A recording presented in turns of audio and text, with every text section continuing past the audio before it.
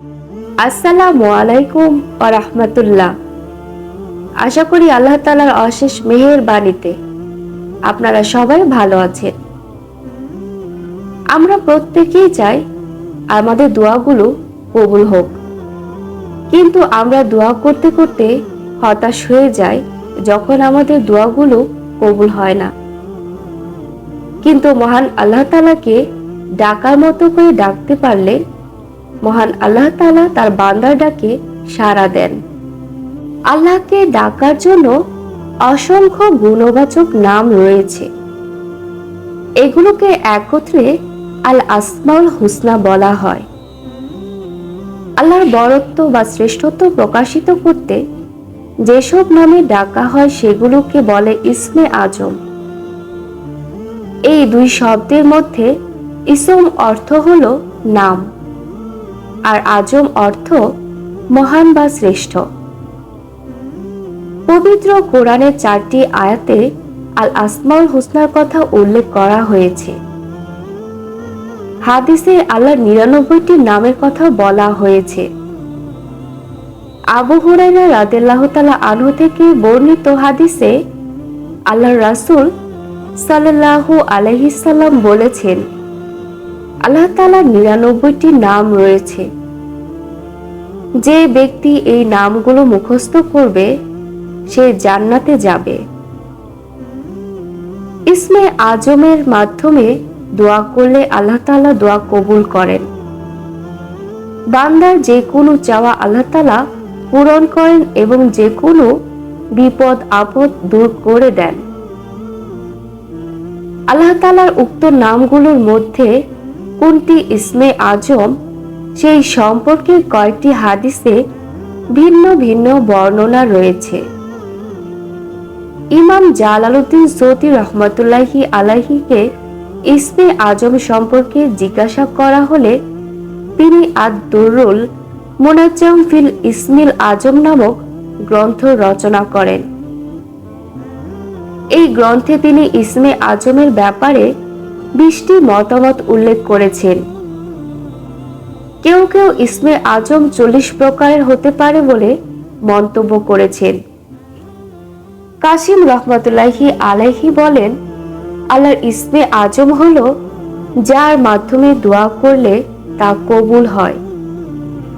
তা 3টি সূরায় রয়েছে: সূরা বাকারা, সূরা আলে ইমরান ও সূরা তহা। অন্য বর্ণনায় রয়েছে ইসমে আজম উক্ত 3 সূরার নিম্নোক্ত 3টি আয়াতে রয়েছে। তা হলো সূরা বাকারার 255 নম্বর আয়াত তথা আয়াতুল কুরসিতে। ইরশাদ হয়েছে, আল্লাহ তিনি ছাড়া সত্যিকার মাবুদ নেই, তিনি চিরঞ্জীব চিরস্থায়ী। সূরা আলে ইমরানের প্রথম 2 আয়াতে আল্লাহ তাআলা বলেন, আলিফ লাম মিম, আল্লাহ তিনি ছাড়া কোনো সত্যিকার মাবুদ নেই, তিনি চিরঞ্জীব চিরস্থায়ী। সূরা তহার 111 নম্বর আয়াতে আল্লাহ তাআলা বলেন, চিরঞ্জীব চিরস্থায়ী সম্মুখে সবাই হবে অধোমুখী। আল্লাহ তাআলার গুণবাচক নামগুলোর মাধ্যমে তার পরিচয় ও ক্ষমতার প্রকাশ ঘটে। মানুষ আল্লাহর নানা গুণাবলী সম্পর্কে জানতে পারে। তা মানুষকে উত্তম চরিত্রবান হতে অনুপ্রাণিত করে। প্রিয় নবী হযরত মুহাম্মদ সাল্লাল্লাহু আলাইহি সাল্লাম ও তার সাহাবায়ে কেরাম আল্লাহর বরত্ব ও শ্রেষ্ঠত্ব জ্ঞাপক নামগুলোর মাধ্যমে আল্লাহ তাআলাকে ডাকতেন। সুলাইমান আলাইহিস সালামের দরবারে একজন আসমানি কিতাবের জ্ঞানী আসেফ বিন বরখিয়া রানী বিলকিসের সিংহাসন চোখের পলক ফেলার আগে নিয়ে এসেছিলেন। মুফাসসিররা বলেন তিনি ইসমে আজম জানতেন। ইমাম আবু জাফর তাবারি রহমতুল্লাহি আলাইহি ও আবুল হাসান আশআরি রহমতুল্লাহি আলাইহি বলেন, আল্লাহ তাআলার প্রতিটি গুণবাচক নামই ইসমে আজমের অন্তর্ভুক্ত। একবার প্রিয় নবী হযরত মুহাম্মদ সাল্লাল্লাহু আলাইহি সাল্লাম একজন ব্যক্তির কাছে দিয়ে গেলেন। সে বলছিল, ইয়া জাল জালালি ওয়াল ইকরাম, অর্থাৎ হে মহিমাময় ও মহা অনুভব। নবীজি সাল্লাল্লাহু আলাইহি সাল্লাম বলেন, এসব শব্দ দিয়ে দোয়া করার দরুন তোমার জন্য আল্লাহর কাছে গ্রহণযোগ্যতার দরজা খুলে গেছে। এখন তুমি যা ইচ্ছা তার কাছে চেয়ে নাও। এক হাদিসে এসেছে, আনাস ইবনে মালিক রাদিয়াল্লাহু তাআলা আনহু বলেন, আমি রাসূলুল্লাহ সাল্লাল্লাহু আলাইহি সাল্লামের সঙ্গে বসা ছিলাম। তখন এক ব্যক্তি দাঁড়িয়ে সালাত আদায় করছিল।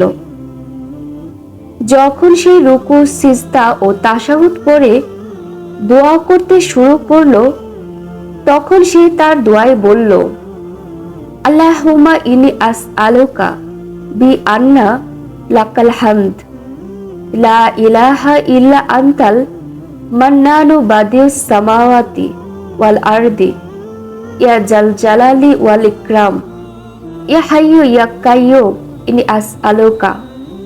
অর্থ, হে আল্লাহ, আমি তোমার কাছে প্রার্থনা করছি এই ওসিলায় যে সব প্রশংসা তোমারই। তুমি ব্যতীত কোনো সত্য উপাস্য নেই। তুমি পরম অনুগ্রহদাতা, আকাশ মণ্ডলী ও পৃথিবীর সৃষ্টিকর্তা। হে মহিমাময় এবং মহা অনুভব, হে চিরঞ্জীব অবিনশ্বর, আমি তোমার কাছে প্রার্থনা করছি। আব্দুল্লাহ ইবনে বুরাইদা রাহমাতুল্লাহি আলাইহি তার পিতা থেকে বর্ণনা করেছেন। তিনি বলেন, একবার রাসূলুল্লাহ সাল্লাল্লাহু আলাইহি সাল্লাম জনৈক ব্যক্তিকে এইভাবে দোয়া করতে শুনেন, আল্লাহুম্মা ইন্নী আসআলুকা বি আন্নী আশহাদু আন্নাকা আনতাল্লাহ লা ইলাহা ইল্লা আনতাল আহাদুস সামাদুল্লাযী লাম ইয়ালিদ ওয়ালাম ইউলাদ ওয়ালাম ইয়াকুল্লাহু কুফুয়ান আহাদ। অর্থ, হে আল্লাহ, আমি তোমার কাছে প্রার্থনা করছি এবং সাক্ষ্য প্রদান করছি যে তুমি আল্লাহ এবং তুমি ছাড়া কোনো ইলাহ নেই। তুমি একক এবং অমুখাপেক্ষী, যার কোনো সন্তান নেই এবং যিনি কারো সন্তান নন, যার সমকক্ষ কেউই নেই।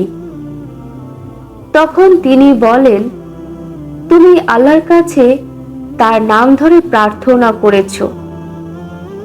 এভাবে কেউ চাইলে তখন আল্লাহ তা প্রদান করেন এবং এভাবে দোয়া করলে তিনি তা কবুল করে থাকেন। হাফেজ ইবনে হাজার আসকালানী রহমাতুল্লাহি আলাইহি বলেন, ইসমে আজমের যতগুলো বর্ণিত হাদিস রয়েছে তার মধ্যে এটি সবচেয়ে বিশুদ্ধ। আসমা বিনতে ইয়াজিদ রাদিয়াল্লাহু তাআলা আনহা সূত্রে বর্ণিত, মহানবী হযরত মুহাম্মদ সাল্লাল্লাহু আলাইহি সাল্লাম বলেছেন, ইসমে আজমে দুটি আয়াতে রয়েছে, এক, তোমাদের ইলাহ একমাত্র ইলাহ, তিনি ছাড়া কোনো ইলাহ নেই, তিনি অতি দয়ালু ও মেহেরবান। সূরা বাকারা আয়াত 163। দুই, সূরা আলে ইমরানের প্রথমাংশ, আলিফ লাম মিম, তিনি সেই আল্লাহ, তিনি ছাড়া কোনো ইলাহ নেই, তিনি চিরঞ্জীব, চিরস্থায়ী। ইমাম মুহাম্মদ রহমাতুল্লাহি আলাইহি বলেন, আমি ইমাম আবু হানিফা রহমাতুল্লাহি আলাইহি থেকে শুনেছি, আল্লাহ তাআলার ইসমে আজম হলো আল্লাহ, কেননা এটি তার সত্তাগত নাম। কোরআন মাজিদে এই নামটি 2697 বার এসেছে। আসমাউল হুসনার মধ্যে তার অন্য কোনো নাম এত বেশি উল্লেখ করা হয়নি। আব্দুল কাদের জিলানী রহমতুল্লাহি আলাইহি বলেন, ইসমে আজম হলো আল্লাহ শব্দ, তবে শর্ত হলো তা পূর্ণ একাগ্রতা ও ইখলাসের সঙ্গে বলতে হবে।